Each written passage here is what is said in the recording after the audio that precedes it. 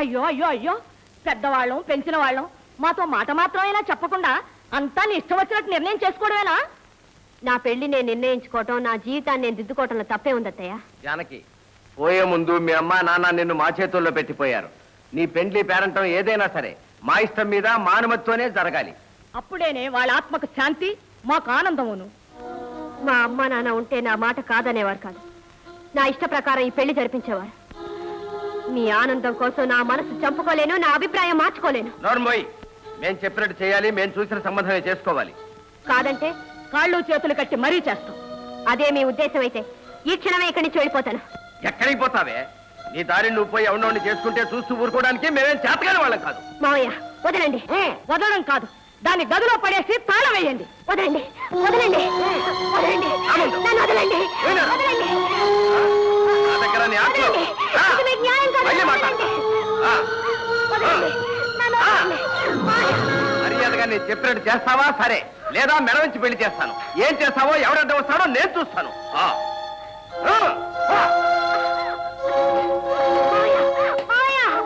నేను అప్పుడే చెప్పానే, పరాయి ఊళ్ళో చదువు వెలగబెడుతుంది, పీకల దాకా ఏ ప్రేమలోనూ దిగుతుందని.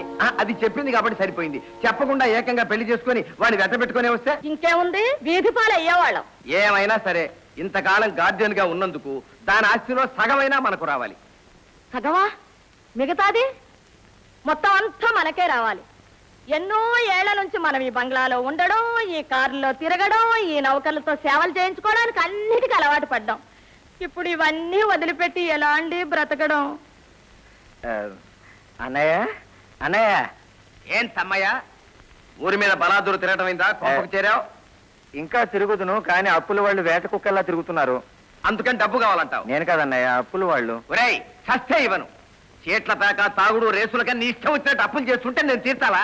నువ్వు తీర్చకపోతే నన్ను జైల్లో పారేస్తారు. ఇంత అన్న ముద్ద కూడా పారేస్తారా? రామకృష్ణ అంటూ అక్కడే పడి పో. మీరు కొంచెం ఊరుకోండి. ఏమయ్యా బుజ్జి, మొత్తం నువ్వు తీర్చాల్సిన అప్పులు ఎన్నున్నాయి? బాకీ సరిగ్గా తీర్చకపోతే పిల్లిని మోసుకెళ్ళినట్టు కోర్టుకు మోసుకుపోతామని భయపెట్టే దగాచంద్ బాకీ 12,000. అప్పు తీర్చకపోతే కాబూలు తీసుకెళ్లి వేలం వేస్తానని బెదిరించే కాబూలి వాళ్ళ బాకీ 9,000. అది కాక సరిగ్గా తీర్చకపోతే తలో కాలు తలో చెయ్యి తీసేస్తామని కర్రలు పట్టుకుని ఈ సందు చివర నిలబడ్డ వాళ్ళ చిల్లర బాకీలు 9,000 వదినా. మొత్తం అన్ని కలిసి 30,000 ఉంటాయి వదినా. బుజ్జి, మేం చెప్పినట్టు చేయవయ్యా, నీకు అప్పులు వాళ్ళు తప్పుతుంది. తక్షణం ఊరొదిలి పొరుగురు పారిపో. పారిపోయేవాణ్ణి, కానీ పొరుగుళ్ళో కూడా నీ పేరు చెప్పి ఆల్రెడీ కొన్ని అప్పులు చేసేసానన్నయ్యా. అందుకేనయ్యా మేం చెప్పినట్టు 4-5 ఖాళీ కాగితాల మీద సంతకాలు పెట్టి మేం కట్టమన్న దాని మెళ్ళో తాళి కట్టాలి. ఏమిటే దుర్గా, వీడు తాళి కట్టాలా? నీ మెళ్ళో కాదులే అన్నయ్య, నువ్వెందుకు కంగారు పడతావు? నువ్వు చెప్పొదినా, ఎవరి మెళ్ళో తాళి కట్టాలి? అర్జెంటుగా కట్టేస్తాను. మన జానకి మెళ్ళం. జానకి నాకు పెళ్ళా? ఒప్పుకుందా? అది ఒప్పుకున్నా ఒప్పుకోకపోయినా మీ ఇద్దరికి పెళ్లి జరిగి తీరుతుంది. నువ్వు మాత్రం మేము చెప్పినట్టు చెయ్యాలి. తప్పకుండా. అప్పుల తిప్పలు తప్పితే చాలు వదినా, ఎవరి మెళ్ళో కట్టమన్నా కట్టేస్తాను. నమస్కారం వదినా, సెలవు.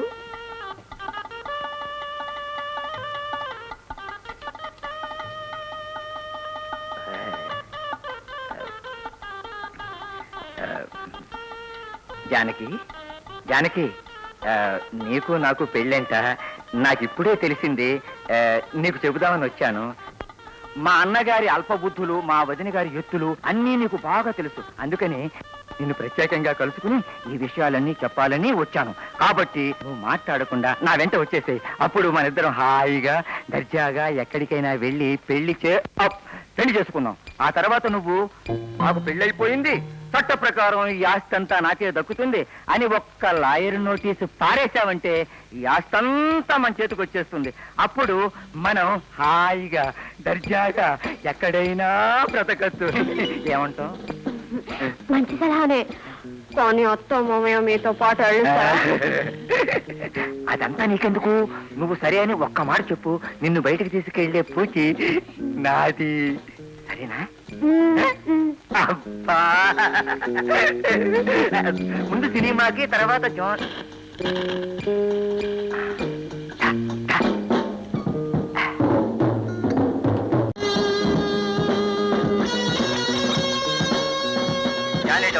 కాఫీ తాగుతావా?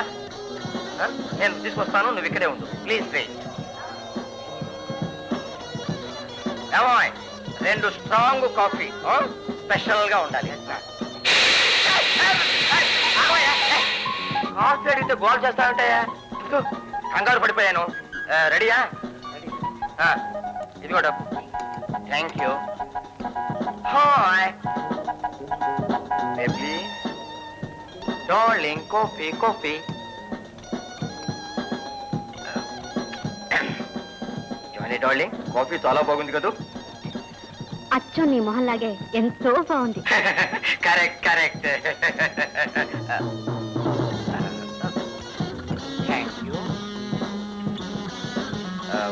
ఒక గోల్డ్ ఫ్లెక్స్ సిగరెట్ ప్లీజ్.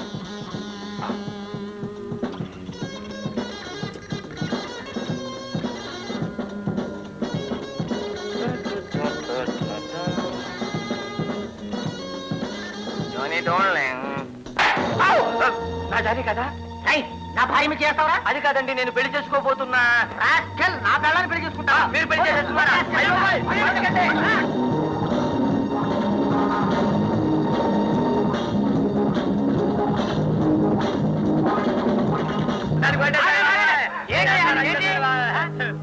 ఎందుకు కొడుతున్నారా? అందరూ కొడుతున్నారు కదా, అందుకని నాదేం పోయిందని నేను వాళ్ళు చెప్పలేసాను. అవును, ఇతను ఎందుకు కొడుతున్నారు? సరే సరే, ఆడ మొదలైంది. వెళ్ళండి వెళ్ళండి వెళ్ళండి.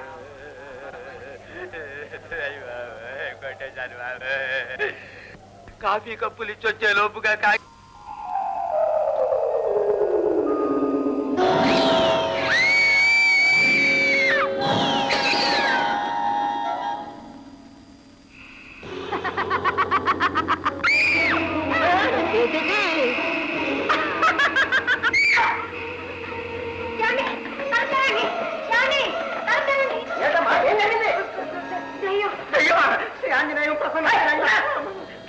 ఎక్కడమ్మా? అన్నమరం శివం శవం. చూడమ్మా, అది దెయ్యం కాదు, మతిస్థిరం లేని మనిషి. పాపం ప్రతిరోజు ఈ ఆలకి ఇక్కడికి వచ్చి తిరుగుతూ ఉంటుంది. ఎవరిని ఏం చేయదు. రాదమ్మా, నన్ను సరిగ్గా చూడక ఎవరు అనుకున్నా నేనే అనుకుంటావు. చూడమ్మా, ఈ తప్ప కాని చేతులు గాని కాళ్ళు గాని కనిపించారు అనుకోండి, నన్ను పిలవండి, వచ్చినంత వరకు ఆంజనేయ దండకు అప్పగించేసి వెళ్ళిపోతాడు.